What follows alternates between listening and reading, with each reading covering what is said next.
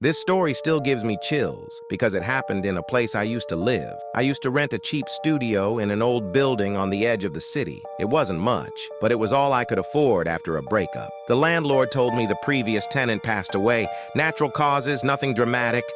But he hesitated when I asked if the guy lived alone. "We think he did," was all he said. At first, I shrugged it off. Cheap rent is cheap rent. But the first morning, I stepped into the living room and froze. There were footprints on the floor, bare feet, wet, leading from the bathroom, across the room, back into the hallway, like someone walked through while I slept. I laughed it off. Maybe I spilled water.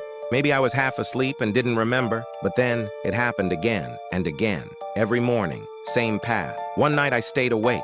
I turned off all the lights and waited. Around 3:20 a.m. I heard it. Breathing. Slow. Ragged. Above me.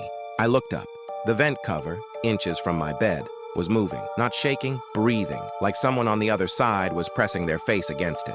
Then a whisper seeped out through the slits. "Why did you take my room?" I bolted out of the apartment and didn't go back for my things. Management called days later. They found footprints again, only this time, they stopped right where my bed used to be. They told me the official cause of death for the last tenant was suffocation, but his roommate, he was never found.